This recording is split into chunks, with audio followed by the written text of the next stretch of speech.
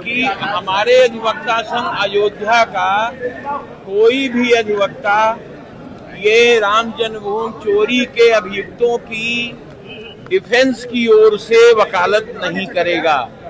वकालत करने के वकालतनामा दाखिल करने, अब चूंकि भीड़ है तो इसीलिए ले रहे हैं, वकालतनामा दाखिल करने पर प्रत्येक नाम पर प्रमोशन स्वरूप अधिवक्ता संघ को वो 5 लाख रुपए प्रत्येक नाम से वो जमा करेगा।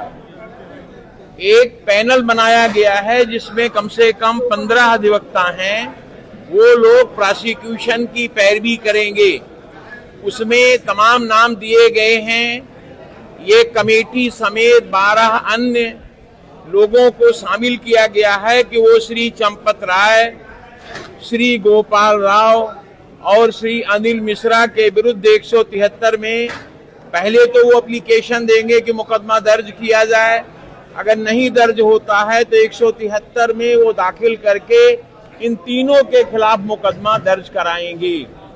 मुकदमे के दौरान ये तीनों लोग जो मूल रूप से, जैसा कि अधिवक्ताओं ने बताया है, अगर अपराधी हैं नहीं हैं, फिर भी उनको शासन को पत्र लिखा जाएगा कि इनको अयोध्या छोड़ने की अनुमति ना दी जाए।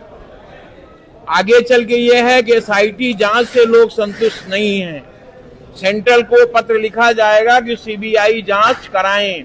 इलाहाबाद में याचिका में जो निर्णय आज होना है, वो निर्णय होने पर यदि CBI की जांच नहीं हुई या आदेश नहीं हुआ तो फिर अधिवक्ता संघ एक याचिका माननीय सर्वोच्च न्यायालय में प्रस्तुत करेगा जिसमें CBI जांच की वो मांग करेगा, जिससे सही अभियुक्तों का खुलासा हो पावे।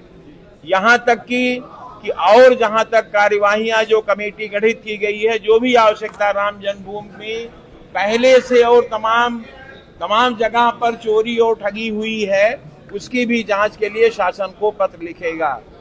यही तय किया गया है। इसी के साथ आज की कार्यवाही समाप्त की जाएगी। आगे के न्यायालय में जाएंगे तो ये कमेटी आगे के न्यायालय में भी कार्यवाही करेगी। उनके खिलाफ जो भी प्रोसिक्यूशन की ओर से करने की आवश्यकता होगी, वो संघ अपने खर्चे से यही कमेटी को दे करके पैरवी कराएगा। माननीय सर्वोच्च न्यायालय तक अधिवक्ता संघ अयोध्या जाएंगे।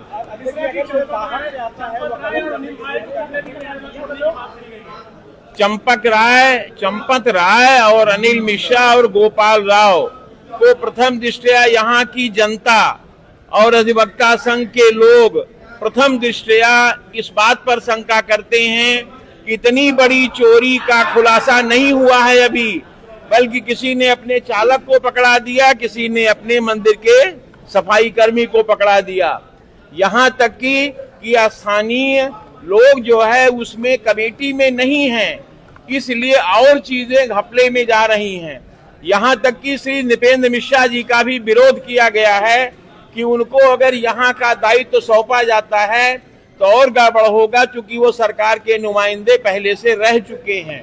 और प्रश्न पूछिए कुछ। बताइए सर, अगर कोई बाहर का अधिवक्ता यहाँ पर आता है, बाहर का अधिवक्ता आएगा तो बाहर के अधिवक्ता के आने पर जो यथोचित होगा वो प्रोसिक्यूशन कमेटी जो बनाई गई है वो उत्तर देगी, और उनकी भी हम लोग जांच कराएंगे कि वो गवर्नमेंट से या विश्व हिंदू परिषद से या राम जन्मभूमि से कहां से जुड़े हुए, क्योंकि ये जानते हैं आप लोग कि राम जन्मभूमि में ये मामले अपने ही वकीलों के हाथ दिए जाएंगे, जिससे कि किसी भी समय उसे ड्रॉप किया जा सके। आखिरी सवाल ये है सर कि अगर जो आरोपी है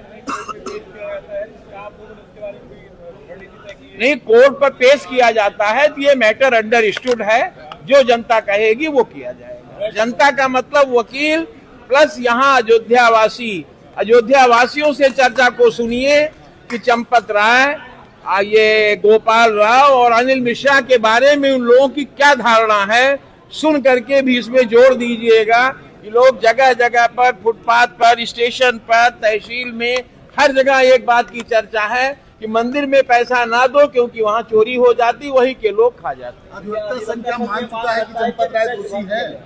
अधिवक्ता संघ प्रथम दृष्टया इस बात पे सहमत नहीं है कि जो अभियुक्त बनाए गए हैं वो अभियुक्त हैं भी कि नहीं है, इनके पीछे कौन है, ये एक जांच का विषय है जिसको कि सेंट्रल की फोर्स सीबीआई तय करेगी।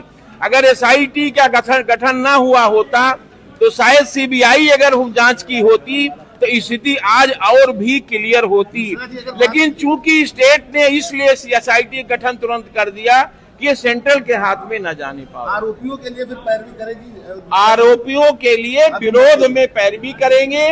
जो लोग आरोपियों में बचे हुए हैं उनके खिलाफ मुकदमा हम लोग न्यायालय में पैरवी करके दर्ज कराने की कोशिश करेंगे।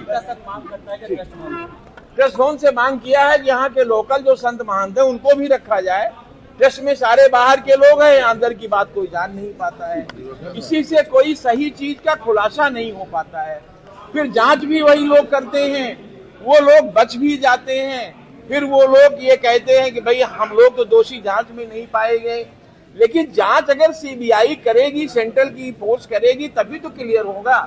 आज अभी बिल्कुल क्लियर नहीं है कि ये अभियुक्त जो बनाए गए हैं ये वाकई में दोषी हैं या अथवा थोड़े 1% या आधा प्रतिशत में शायद हों। धन्यवाद। सर, किस तरीके से आज क्या बात से क्या फैसला लिया गया?